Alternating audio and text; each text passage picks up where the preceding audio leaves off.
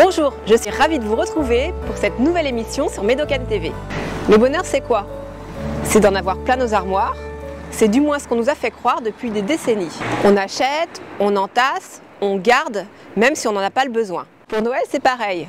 On achète des jouets, des vêtements, souvent à outrance, et sans savoir d'où ils proviennent et comment ils sont fabriqués. Comment s'y prendre pour que Noël soit un Noël plus éco-responsable? Ça commence par de petites choses.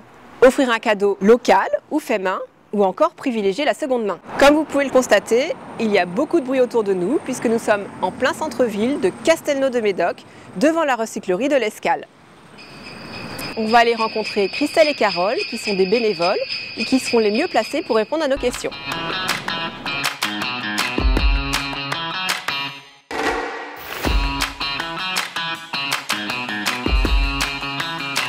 Bonjour Carole. Bonjour Catel. Alors on est à la recyclerie de l'Escale, à Castelnau-de-Médoc, mais pourquoi une recyclerie dans cette commune? L'idée est venue des adhérentes. Nous étions plusieurs à consommer différemment et la recyclerie la plus proche est à Naujac-sur-Mer. Donc nous avions envie de créer ce projet ici à Castelnau. Alors Carole, qu'est-ce qu'on peut trouver dans cette recyclerie? Dans cette recyclerie qui a ouverte il y a 6 mois à peu près, nous pouvons y retrouver des jeux, des jouets, des livres, de la vaisselle, de la décoration, beaucoup de vêtements, des chaussures, des accessoires, bijoux. Les boîtes de Noël solidaires, vous en avez entendu parler? Oui, tout à fait. Excellente initiative. Alors oui, c'est le fait de 2 étudiantes et jeunes mamans en association avec le Garage Moderne à Bordeaux. Et nous sommes allés à leur rencontre au Vivier.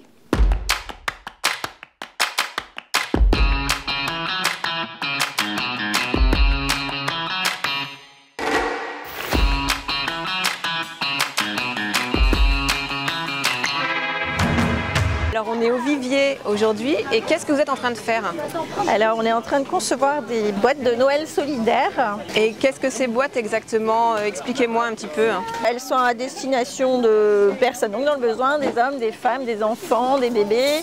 Et elles contiennent toutes un produit de soin, un divertissement ou un jouet, un accessoire ou un vêtement chaud. Et pourquoi avoir choisi ce lieu pour mener votre action? Moi je suis castelnaudaise et le Vivier c'est un lieu dans lequel je vais très souvent et assez naturellement j'ai pensé à venir ici puisque c'est un lieu de lien social très fort où il y a énormément d'événements d'organiser. Donc ils ont accepté de nous aider, ils ont fait une communication autour en accord avec nous et dans le projet. Et dans quel cadre vous faites cette action? Nous devons monter un projet dans le cadre de nos études et donc on s'est axé sur l'aide humaine.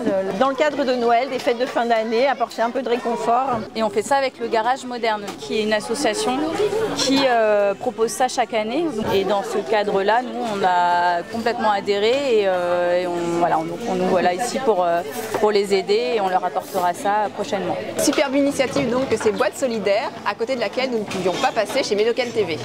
Bon maintenant Christelle, Almise, vous montrez comment on fait une boîte? On a emballé des boîtes à chaussures dans laquelle on va mettre un vêtement chaud, une petite confiserie, un produit de soin, un divertissement, donc un jeu ou un livre et des petits mots de réconfort pour les fêtes de fin d'année. Belle boîte solidaire destinée à un enfant. Exactement.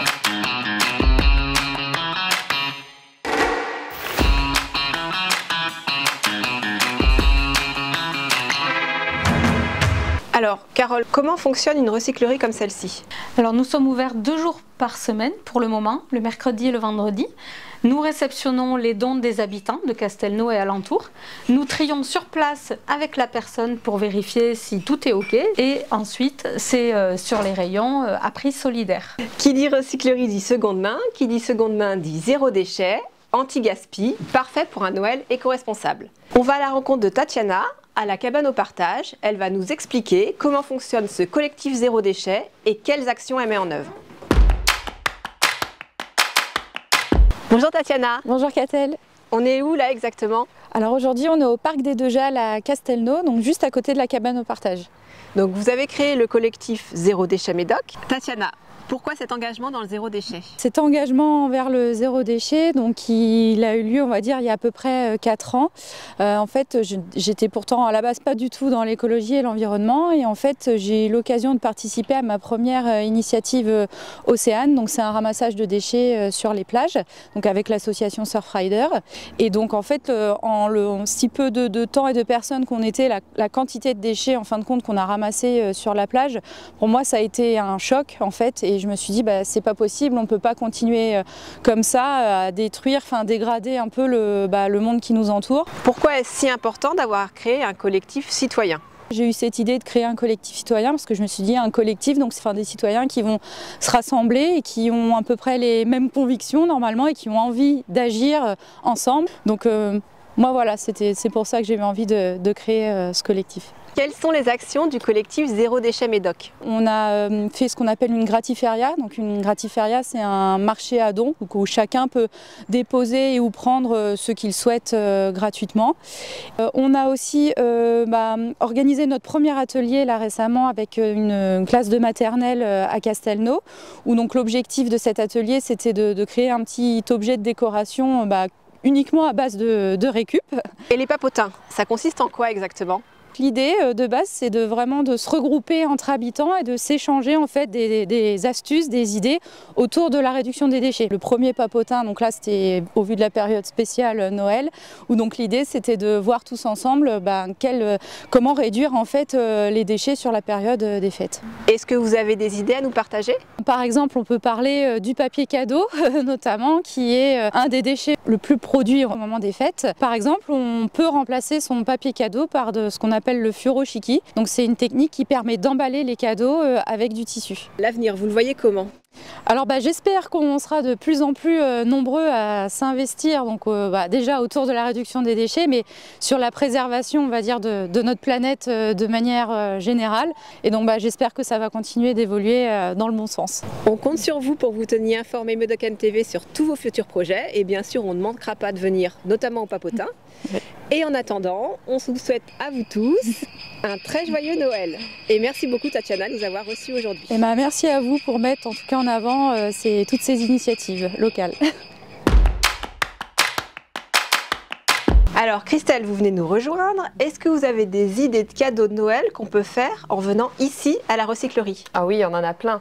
On a tout d'abord des décorations pour Noël, pour la maison et pour le sapin. On peut retrouver aussi des habits de fête, des jeux, des jouets pour les enfants, des livres, des CD, des DVD, des vinyles. Quel budget il faut prévoir pour acheter un cadeau éco-responsable à la recyclerie? Alors ici c'est des tout petits prix, donc ça va de 10 centimes jusqu'à 4 € pour des prix fixes. Et après c'est du 15-20 € maximum. Donc parfait pour un Noël éco-responsable et en même temps économe. Merci Christelle. Avec plaisir.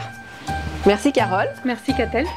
Nous sommes ravis d'avoir été accueillis ici à la recyclerie de l'Escale et nous vous souhaitons à tous un joyeux Noël. Et nous, on se retrouve l'année prochaine. Il